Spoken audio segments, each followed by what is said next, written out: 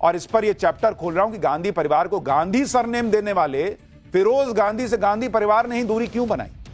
इंदिरा के पति फिरोज गांधी ने नेहरू राज के कौन से घोटाले का खुलासा कर दिया। राहुल गांधी के दादा फिरोज जहांगीर गांधी के जन्मदिन पर हिस्ट्री का वो चैप्टर जो आपने सुना ना होगा। कांग्रेस को गांधी नेहरू परिवार के इतिहास पर बड़ा गर्व होना भी चाहिए, लेकिन इसी गांधी नेहरू परिवार का एक सदस्य ऐसा भी है जिसे खुद ऐसा लगता है कांग्रेस ने भुला कर रखा हुआ है। वो गांधी जिसका जिक्र भी कांग्रेस और गांधी परिवार के लोग करते नहीं। हम बात कर रहे हैं राहुल गांधी और प्रियंका वाड्रा के दादाजी, राजीव गांधी के पिताजी, इंदिरा गांधी के पति और जवाहरलाल नेहरू के दामाद फिरोज जहांगीर गांधी की, जिनका आज जन्मदिन होता है। आज ही के दिन साल 1912 में फिरोज जहांगीर गांधी पैदा हुए। फिरोज गांधी की कई पहचान रही। वो स्वतंत्रता आंदोलन में सक्रिय थे, रायबरेली से सांसद भी बने थे, कई सामाजिक काम में भी जुड़े रहते थे। लेकिन आज फिरोज गांधी के जन्मदिन पर गांधी परिवार और कांग्रेस में कोई हलचल भी बड़ी नहीं दिखी। फिरोज गांधी को कांग्रेस ने किस तरह से भुलाया है आप खुद देखिए। भाई, जवाहरलाल नेहरू की समाधि शांतिवन दिल्ली में, इंदिरा गांधी की समाधि शक्ति स्थल दिल्ली में, राजीव गांधी की समाधि वीरभूमि दिल्ली में, लेकिन फिरोज गांधी की कब्र या समाधि जो कहिए दिल्ली में नहीं है, वो यूपी के प्रयागराज में। गांधी परिवार से जुड़े लोगों की समाधि दिल्ली में बनाई जाती, भव्य बनाई जाती, लेकिन फिरोज गांधी को दिल्ली में जगह तक नहीं मिली। और तो और प्रयागराज में फिरोज गांधी की कब्र या समाधि जो कहिए वो गांधी परिवार के सदस्य जाने से बचते हैं। फिरोज गांधी से गांधी परिवार ने दूरी क्यों बनाई, फिरोज गांधी ने कैसे आजाद भारत में नेहरू सरकार के पहले घोटाले पर सवाल उठाए थे, ये सब आज आपको बताऊंगा। लेकिन पहले एक झलक देखिए।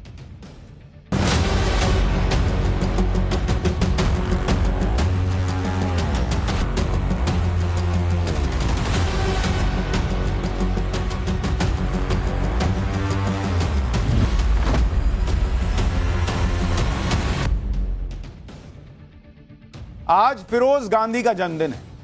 उनका इतिहास और गांधी नेहरू परिवार के साथ उनके संबंधों का चैप्टर खोलूंगा, लेकिन पहले आप देखिए कि फिरोज गांधी के जन्मदिन पर कांग्रेस और गांधी परिवार ने क्या किया।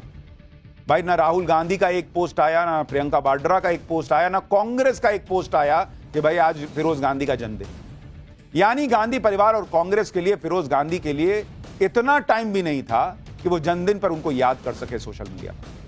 इतना ही नहीं, फिरोज गांधी की समाधि पर भी गांधी परिवार का कोई सदस्य सालों से नहीं गया है कहा जाता है। प्रयागराज में फिरोज गांधी की समाधि बदहाल स्थिति में है, कोई झांकने नहीं जाता वहां। राहुल गांधी अपने दादा फिरोज गांधी की समाधि पर 2008 में गए थे और उसके बाद 2012 के यूपी विधानसभा चुनाव से पहले नवंबर 2011 में गए थे, जबकि प्रियंका वाड्रा 2009 में अपने दादा की समाधि पर गई। नेहरू परिवार में फिरोज गांधी की ऑफिशियल एंट्री इंदिरा गांधी से शादी करने के बाद हुई। फिरोज गांधी और इंदिरा गांधी की शादी मार्च 1942 में हुई। फिरोज गांधी और इंदिरा की शादी को शुरू से ही बेमेल माना गया था। दरअसल फिरोज गांधी को लेकर कई तरह की चर्चाएं होती रहती। यह भी कहा जाता है कि शादी के कुछ समय बाद ही फिरोज और इंदिरा अलग अलग रहने लगे थे। पत्रकार कूमी कपूर ने अपनी किताब the Tatas, Freddie Mercury and other babas में लिखा है कि फिरोज और इंदिरा की शादी के बाद भी नेहरू ने अपनी बेटी इंदिरा पर कुछ ज्यादा ही अधिकार बनाए रखा। जब नेहरू भारत के प्रधानमंत्री बने तो उन्होंने जोर दिया कि इंदिरा उनकी आधिकारिक होस्टेस बनकर दिल्ली चले, लेकिन फिरोज ने दिल्ली जाने से की बजाय लखनऊ में रहना पसंद किया। फिरोज गांधी सहज स्वभाव के थे, लेकिन कई कांग्रेसी नेता फिरोज गांधी को हल्के चरित्र का व्यक्ति मानते थे। फिरोज गांधी अक्सर कॉफी हाउस में हंसी मजाक करते पाए जाते थे। उनकी छवि ऐसे व्यक्ति की थी जिनके आसपास कई महिलाओं के रहने की खबरें थी, कई महिलाओं से उनके संबंध। किताब में लिखा है कि एक समय फिरोज इंदिरा को तलाक देना चाहते थे। तलाक देकर वो लखनऊ की एक प्रतिष्ठित मुस्लिम परिवार की महिला से शादी करना चाहते थे, लेकिन जवाहरलाल नेहरू इसके खिलाफ थे और उन्होंने इसे रोक दिया। नेहरू नहीं चाहते थे कि इससे परिवार का नाम बदनाम। ये कूमी कपूर की किताब में लिखा हुआ है। फिरोज गांधी और इंदिरा गांधी के बीच संबंध सामान्य नहीं थे, यह भी कहा जाता है। इंदिरा गांधी से फिरोज गांधी की दूरियां बढ़ रही थी। इसी बीच 1959 में कुछ ऐसा हुआ जिसके बाद फिरोज गांधी ने इंदिरा को फासिस्ट तक कह दिया था। अप्रैल 1957 में केरल में लेफ्ट की सरकार बनी थी। यह कांग्रेस के लिए पहला चुनावी झटका था। लेफ्ट की सरकार ने केरल में कई सुधारवादी कदम उठाए, जिनको लेकर काफी विवाद भी हुआ। शिक्षा के क्षेत्र में सुधारों से अशांति पैदा हो गई, कई लोग जेल भेजे गए, कई मौकों पर पुलिस ने लाठीचार्ज किया। 1959 में इंदिरा गांधी कांग्रेस की अध्यक्ष थी। वो लगातार केरल सरकार को बर्खास्त करने का दबाव बना रही है। 29 जून 1959 को कांग्रेस संसदीय बोर्ड की बैठक में केरल सरकार बर्खास्त करने की मांग की गई। 21 जुलाई 1959 को राष्ट्रपति ने केरल सरकार बर्खास्त करने के आदेश पर साइन कर दिया। केरल सरकार बर्खास्त करने के फैसले से नेहरू की लोकतांत्रिक छवि को गहरा धक्का लगा। नेहरू की जीवनी लिखने वाले एस गोपाल के मुताबिक इस फैसले से नेहरू की प्रतिष्ठा कलंकित हो गई थी। केरल सरकार बर्खास्त करने के फैसले से फिरोज गांधी भी खूब नाराज थे। इंदिरा ने इस फैसले से पल्ला झाड़ते हुए कहा कि बिना केंद्र के राजी हुए यह फैसला नहीं हो पाता। लेकिन फिरोज गांधी इस फैसले से भयंकर नाराज थे। स्वीडिश लेखक बर्टिल फॉक ने अपनी किताब फिरोज द फॉरगॉटन गांधी में लिखा है कि जैसे ही फिरोज गांधी को इंदिरा की जिद के बारे में पता चला तो वो काफी नाराज हुए। लंच के दौरान फिरोज और इंदिरा के बीच इस मुद्दे पर झगड़ा भी हुआ। फिरोज ने इंदिरा गांधी को फासिस्ट तक कह दिया। फिरोज गांधी वो नेता हैं जिन्होंने आजाद भारत के पहले फाइनेंशियल घोटाले का भी खुलासा किया था बॉस। यह साल 1958 की बात। उस समय प्रधानमंत्री जवाहरलाल नेहरू थे, यानी फिरोज गांधी के ससुर जी। फिरोज गांधी अक्सर नेहरू सरकार की टांग खींचा करते, कमियों और गलतियों के बारे में बताते रहते। इसी दौरान फिरोज गांधी ने LIC मुंदड़ा घोटाले का पर्दाफाश किया, जिससे उस समय देश की राजनीति में भूचाल आ गया। हरिदास मुंदड़ा कोलकाता के मारवाड़ी व्यापारी और सटोरिये थे। मुंदड़ा ने सरकारी तंत्र का इस्तेमाल करके अपना फायदा किया। LIC को अपनी संदिग्ध कंपनियों के शेयर ऊंचे दाम पर खरीदने को मजबूर किया। जो आज राहुल गांधी कहते हैं ना LIC का पैसा डुबा दिया मोदी ने, वो तो नहीं डूबा। उस जमाने में क्या हुआ था सुनिए। LIC को जब ये जबरदस्ती ये सब शेयर वेयर खरीदा दिया गया तो उससे LIC को उस जमाने में करोड़ों का नुकसान हुआ। हरिदास मुंदड़ा की कंपनियों का कोई अच्छा ट्रैक रिकॉर्ड भी नहीं था। मुंदड़ा की प्लानिंग थी कि LIC के निवेश की खबर से उसकी कंपनी के शेयर महंगे बिके। इस स्कैम का खुलासा फिरोज गांधी ने संसद में यह कहते हुए किया था कि उनके पास इसके सबूत हैं। फिरोज गांधी ने आरोप लगाया कि प्रधान वित्त सचिव HM पटेल और वित्त मंत्री TT कृष्णमाचारी ने LIC पर दबाव बनाया था। यह दावा भी किया गया कि उनके पास वित्त सचिव और वित्त मंत्री के बीच के कुछ गोपनीय पत्र भी हैं। आरोप लगने पर प्रधानमंत्री नेहरू ने बंबई उच्च न्यायालय के रिटायर्ड जस्टिस MC छागला की अध्यक्षता में जांच आयोग बना दिया। जस्टिस छागला ने 24 दिन में इस मामले की जांच पूरी कर ली और मुंदड़ा को जालसाजी का दोषी माना। जस्टिस छागला ने वित्त मंत्री, वित्त सचिव और LIC के कुछ अफसरों पर केस चलाने और पद से हटाने का निर्देश भी दिया। इसके फौरन बाद PM नेहरू ने वित्त मंत्री TT कृष्णमाचारी से इस्तीफा मांग लिया। इस घटना के बाद फिरोज गांधी और नेहरू के रिश्ते कहा जाता कि कभी सामान्य नहीं रह पाए। इंदिरा के बाद नेहरू से भी उनकी नहीं बन पाई। शायद यही वजह थी कि लोकप्रिय राजनेता होने के बावजूद फिरोज गांधी अपने आखिरी दिनों में अकेले पड़ते चले। फिरोज गांधी के बारे में यह कहा जाता था कि वो विपक्ष के अनऑफिशियल नेता थे। फिरोज गांधी कांग्रेस में थे और रायबरेली से सांसद भी थे, लेकिन वो गलत को गलत कहने से डरते नहीं थे। इसी वजह से फिरोज गांधी को उस समय विपक्ष का अनऑफिशियल लीडर कहा जाता था। हालांकि फिरोज गांधी के परिवार वालों को फिरोज का आजादी की लड़ाई में भाग लेना पसंद नहीं था। इससे जुड़ा एक किस्सा भी आपको बताता हूं, जिसके बारे में बर्टिल फॉक ने अपनी किताब फिरोज द फॉरगॉटन गांधी में लिखा है कि नेहरू परिवार के साथ फिरोज का उठना बैठना उनकी मां रतिमाई को अच्छा नहीं लगता। 1931 में मोतीलाल नेहरू के अंतिम संस्कार के लिए महात्मा गांधी इलाहाबाद आए थे। तब फिरोज की मां रतिमाई ने महात्मा गांधी से कहा कि वो फिरोज को समझाएं कि आजादी की लड़ाई जैसे खतरनाक काम से दूर रहे। इस पर महात्मा गांधी ने कहा कि बहन, अगर मेरे पास फिरोज जैसे 7 लड़के हो जाएं तो 7 दिनों में भारत को स्वराज दिला सकता हूं। सोचिए, जिनके बारे में गांधी जी कह रहे हैं कि ऐसे नेता हैं फिरोज गांधी कि ऐसे 7 मेरे पास फिरोज गांधी हो जाएं तो 7 दिन में भारत को आजादी मिल जाए। उन फिरोज गांधी के आज जन्मदिन पे कोई याद करने वाला नहीं है उनको। और ये फिरोज गांधी का ही वो जो उनका पहले वो नाम कहा जाता कि फिरोज घैंडी था, बाद में वो फिरोज गांधी हुआ, वही सरनेम ये गांधी परिवार में चला आ रहा। लेकिन जिनसे सरनेम आया उन्हीं को कोई याद नहीं कर रहा। आज फिरोज गांधी को गांधी परिवार ही भूल गया है ऐसा लगता है। फिरोज गांधी से कोई संबंध ही नहीं था ऐसा लगता है। आज कांग्रेस जिस गांधी परिवार की बात करती है वो महात्मा गांधी वाली गांधी नहीं है, बल्कि फिरोज गांधी वाली गांधी परिवार है। और फिरोज गांधी भी शुरू में गांधी नहीं थे। इनकी कहानी भी आपको याद दिलाता हूं। फिरोज गांधी का जन्म मुंबई के पारसी परिवार में हुआ था। उनके पिता का नाम फरीदून जहांगीर घैंडी था, मां का नाम रतिमाई जहांगीर घैंडी था। और वहां से यह आया है जो बाद में गांधी होके चला जा रहा है। फिरोज घैंडी कैसे फिरोज गांधी बने, इतिहासकार रामचंद्र गुहा अपनी किताब India after Gandhi the history of the world's largest democracy में इसके बारे में लिखते हैं कि फिरोज गांधी भी जवाहरलाल नेहरू के होम टाउन इलाहाबाद से थे। वो पारसी थे, उनका सरनेम पहले घेंडी था। हालांकि जब उन्होंने आजादी के लिए स्वतंत्रता आंदोलन में हिस्सा लिया तो वो अपना सरनेम महात्मा गांधी के सरनेम गांधी की तरह लिखने लगे। फिरोज गांधी का सरनेम बदलना उनकी पत्नी के लिए काफी अहम साबित हुआ। केवल कुछ भारतीयों को ही नहीं बल्कि कई विदेशी लोग ये मानने लगे कि वो इंदिरा गांधी किसी ना किसी तरह से महात्मा गांधी से जुड़ी हुई, जबकि वो घेंडी बाद में गांधी हुआ और वो फिरोज गांधी वाला गांधी था। लेकिन आज भी पब्लिक ऐसा सोचती है कि जैसे वो गांधी जी के परिवार से आए हुए ये लोग, लेकिन चला जा रहा है। गांधी सरनेम रह गया, फिरोज जी पता नहीं कहां बुला दिए गए। तो आज फिरोज गांधी जी का जन्मदिन था तो हमें लगा कि आपको यह इतिहास भी याद दिलाना चाहिए। पाठशाला में अब अगली क्लास जिसमें आपको बताऊंगा नेपाल में सुशीला बन गई नई प्रधानमंत्री, भारत के लिए बड़ी अच्छी खबर आई या नहीं। जेनजी में उबाल पैदा करने वाले नेपाल के उन नेपो किड्स के वीडियो जिन्हें देखकर आप दंग रह जाएंगे। भारत के पड़ोस में नेपाल जिस तरह से उथल पुथल के दौर से गुजर रहा है, उसमें 3 दिनों के असमंजस के बाद आज आखिरकार कई बड़े फैसले हुए। जेनजी ने तख्ता पलट तो कर दिया था, लेकिन 3 दिन से सहमति नहीं बन पा रही कि नेपाल को इन हालात में लीड कौन करेगा, नया पीएम बनेगा कौन। अब आखिरकार यह फैसला हो गया कि सुशीला कार्की नेपाल की नई प्रधानमंत्री होंगी। सुशीला कार्की का पीएम बनना भारत के लिए अच्छी खबर है या नहीं, यह आज आपको बताऊंगा। लेकिन आज नेपाल में यह फैसला हुआ कि वहां की संसद को भंग कर दिया गया। सुशीला कार्की अंतरिम सरकार चलाएंगी क्योंकि तख्ता पलट के बाद से सरकार नाम की कोई चीज तो रही नहीं। सब कुछ इस वक्त सेना संभाल रही है। लूटपाट आगजनी के माहौल के बीच नेपाल में जरूरी था कि कोई नेता सामने आए, कोई अंतरिम सरकार बने जो नेपाल में उस नए पॉलिटिकल सिस्टम पर आगे बढ़े जिस नए पॉलिटिकल सिस्टम की मांग नेपाल के जेनजी कर रहे हैं। पुराने सिस्टम पर तो जेनजी को भरोसा नहीं, क्योंकि इस सिस्टम ने नेपाल को तबाह करके रख दिया था। यह वही जेनजी है जिसने 3 दिन पहले ओली सरकार को उखाड़ फेंका था और मंत्रियों नेताओं को दौड़ा दौड़ा कर पीटा था। नेताओं के आलीशान घरों को आग लगा दी थी, संसद भवन से लेकर सरकारी इमारतों तक को फूंक डाला। अब नई पीएम सुशीला कार्की से नेपाल के युवाओं को करप्शन फ्री सरकार की उम्मीद होगी, क्योंकि जेनजी आंदोलन की जड़ ही नेपाल के मंत्रियों और राजनेताओं का करप्शन था।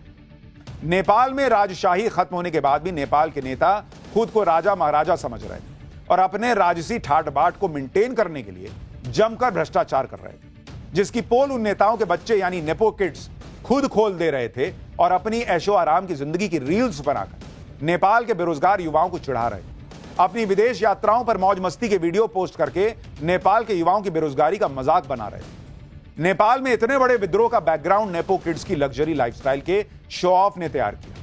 नेपाल में कई महीनों से सोशल मीडिया पर हैशटैग नेपो किड्स ट्रेंड कर रहा था, जिसमें युवा नेताओं के बच्चों के महंगे कपड़े, विदेशी यात्रा, लग्जरी कारों को दिखाते हुए अपने गुस्से का युवा इजहार कर रहे थे। आज आपको नेपाल के उन नेपो किड्स के बारे में वो डिटेल दिखाऊंगा जो आपने अब तक नहीं देखी हो, जिनके शो ऑफ से नेपाल में इतने बड़े विद्रोह का बैकग्राउंडर तैयार हुआ। आपको यह भी बताऊंगा कि नेपाल के नेता अपने बच्चों को ऐश करवाने के लिए कैसे नेपाल के युवाओं का हक छीन रहे थे। लेकिन पहले नेपाल के नेपो किड्स की अय्याशी और उसके खिलाफ जेनजी के गुस्से की एक झलक देखिए। नेपाल के जेनजी आंदोलनकारियों के गुस्से की सबसे बड़ी वजह यह थी कि नेपाल में राजशाही साल 2008 में खत्म हो गई, लेकिन नेपाल के मंत्रियों और नेताओं के बच्चों के राजसी ठाट-बाट खत्म होने का नाम ही नहीं ले रहे थे। इसलिए नेपाल के युवाओं का गुस्सा नेपो किड्स पर भी फूट पड़ा।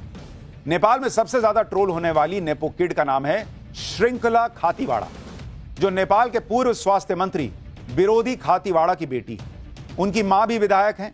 29 साल की श्रृंखला 2018 में मिस वर्ल्ड नेपाल रह चुकी है। वो इंस्टाग्राम पर काफी एक्टिव रहती है। उनकी एक एक रील, एक एक वीडियो आप देखते जाइए। आप नेपाल के इस नेपो किड की ये रील देखिए, जिसमें उनकी लग्जरी लाइफस्टाइल का पता चलता है। श्रृंखला नेपाल में कम और विदेशी यात्राओं पर ज्यादा रहती थी। लंदन, अमेरिका, स्विट्जरलैंड जैसी जगहों पर घूमते हुए रील्स पोस्ट किया करती थी। अब नेपाल के युवाओं को आग लग रही थी कि भाई हम तो यहां बेरोजगार बैठे हैं, ये देखिए कहां घूम रही है। श्रृंखला खातीवाड़ा जैसे नेपो किड्स की लाइफस्टाइल देखकर ही नेपाल के जेनजी का सब्र जवाब दे रहा है। विरोध प्रदर्शन शुरू होने से पहले श्रृंखला के इंस्टाग्राम पर 10 लाख फॉलोअर्स थे, जो अब तेजी से घट रहे हैं। नेपाल के पूर्व प्रधानमंत्री शेर बहादुर देउबा के घर को भी जला दिया गया। देउबा और उनकी पत्नी को पीटा गया था, जिनकी बहू शिवना श्रेष्ठा भी सोशल मीडिया पर अपनी रईसी का खूब प्रदर्शन करती थी।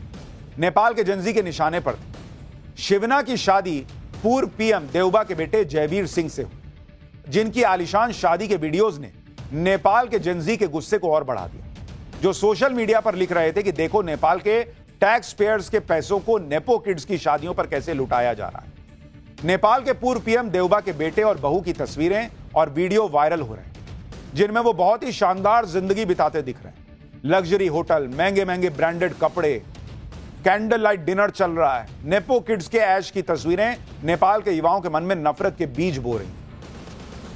नेपाल के एक और पूर्व प्रधानमंत्री पुष्प कमल दहल प्रचंड के खिलाफ भी नेपाल के युवा प्रचंड गुस्से में, जिन्होंने अपनी पोती स्मिता बहल की शादी दिसंबर 2024 में और शादी में करोड़ों रुपए पानी की तरह बहा दिया। शादी के जो वीडियो आए थे उन्हें देखकर सोशल मीडिया पर गुस्सा फूट पड़ा। नेपाल की नेपो किड स्मिता दहल भी अपने महंगे लाइफस्टाइल के लिए सोशल मीडिया पर सुर्खियां बटोरती रही। महंगे महंगे लग्जरी ब्रांड्स के हैंडबैग, उसके साथ तस्वीरें पोस्ट कर रही। नेपाल के पूर्व कानून मंत्री बिंदु कुमार थापा के बेटे सौगत थापा का तो अलग ही जलवा है, जो लग्जरी सामान के साथ अपनी लैविश लाइफ का सोशल मीडिया पर जमकर शो ऑफ करते हैं। प्रोटेस्ट के दौरान सौगत थापा की एक तस्वीर खूब चर्चा में आई, जिसमें उसने क्रिसमस मनाने के लिए अपने महंगे ब्रांडेड जूतों के डिब्बों से पूरा का पूरा क्रिसमस ट्री बना दिया। इतना जूता है भाई के पास। इससे लोगों ने कहा कि इसकी अय्याशी और ऐश भरी जिंदगी का पता चलता है कि जूते के डब्बे इतने हैं कि उससे क्रिसमस ट्री बना दिया भाई।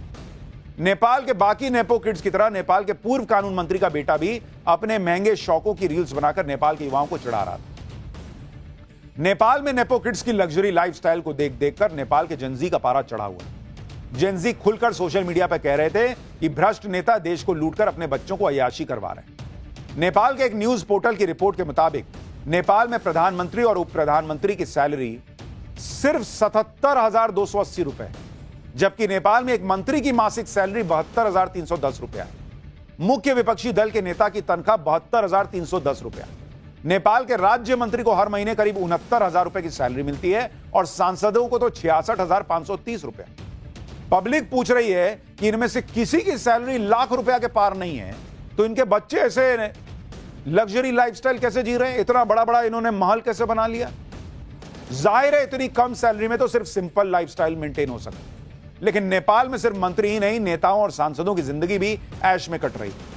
और यह कैसे मुमकिन हो रहा था, इसका पता ग्लोबल वॉच की रिपोर्ट से पता लगता है, जिसके मुताबिक नेपाल के पूर्व पीएम केपी ओली के स्विट्जरलैंड के एक बैंक में 41 करोड़ रुपए जमा है। पूर्व पीएम पुष्पकमल दहल की दुबई में करोड़ों रुपए की संपत्ति है। नेपाल के कई नेताओं और मंत्रियों ने दूसरे देशों में करोड़ों अरबों रुपए का निवेश किया हुआ है। नेपाल के युवाओं का यही तो आरोप है कि भ्रष्टाचार के इसी पैसे से नेता अपने बच्चों को अय्याशियां करवा रहे हैं। लेकिन जब जेनजी की सहमति से नेपाल में नई सरकार का गठन हो गया, सुशीला कार्की ने अंतरिम प्रधानमंत्री पद की शपथ ले ली है। सुशीला कार्की कौन है, आपको यह भी जानना चाहिए। देखिए, यही शपथ ले रही है। सुशीला कार्की ने 1975 में बनारस हिंदू यूनिवर्सिटी से पॉलिटिकल साइंस में एमए किया था। 73 साल की सुशीला कार्की 2016 में नेपाल की पहली महिला चीफ जस्टिस बनी। चीफ जस्टिस रहते हुए उन्होंने भ्रष्टाचार के खिलाफ कई बार सख्त बयान दिए। सुशीला कार्की का नेपाल का नया पीएम बनना भारत के लिए अच्छी खबर है या नहीं, यह भी आपको देखना जरूरी है, क्योंकि इससे पहले नेपाल के पीएम केपी शर्मा ओली के कार्यकाल में उनके भारत विरोधी रुख ने भारत नेपाल के संबंधों में बड़ी दरार डाली थी। लेकिन सुशीला कार्की के आने से भारत नेपाल के लिए बड़ा मौका है कि वो अपने संबंधों को मजबूत करें। सुशीला कार्की खुद कह चुकी हैं कि वो पीएम मोदी का सम्मान करती हैं और भारत के साथ संवाद और सहयोग बढ़ाने की इच्छा रखती हैं। सुशीला कार्की ये भी कह चुकी हैं कि नेपाल और भारत के आम लोगों के बीच सदियों से दोस्ती, भाईचारा और सम्मान रहा है, जिसे मजबूत किया जा सकता है। पहले नेपाल के पीएम ओली चीन के प्रभाव में भारत का विरोध करते थे, लेकिन सुशीला कार्की से उम्मीद होगी कि वो भारत से रिश्तों को तरजीह देंगी। लेकिन अब आज की डेट में कौन नेता क्या निकल जाए बाद में कहा नहीं जा सकता।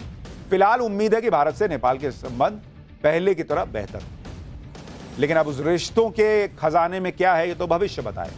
फिलहाल आपको अगला चैप्टर बताता हूं कि मथुरा के बांके बिहारी के खजाने में क्या है। 54 साल बाद खुलने जा रहा मथुरा के बांके बिहारी का खजाना, क्या क्या निकलने वाला है, कितना सोना, कितना चांदी, कितने जवाहरात। बांके बिहारी के खजाने की चकाचौंध हैरान कर देगी क्या, अब इसका चैप्टर। वृंदावन के बांके बिहारी मंदिर की चर्चा पूरे देश में होती है, लेकिन बहुत कम लोग ये जानते हैं कि बांके बिहारी मंदिर के एक तहखाने में खजाना भी है, जो तहखाना पिछले 54 साल से खुला ही नहीं। कोई नहीं जानता कि इस तहखाने में कितना खजाना है और खजाने में क्या क्या है। अब 54 साल के बाद ऐसा दिन आया है कि बांके बिहारी मंदिर का तहखाना खुलेगा और खजाना सामने आएगा। इस खजाने में क्या क्या कीमती सामान है, इसकी पूरी लिस्ट बनाने की तैयारी शुरू हो चुकी है। खजाने में कितना सोना है,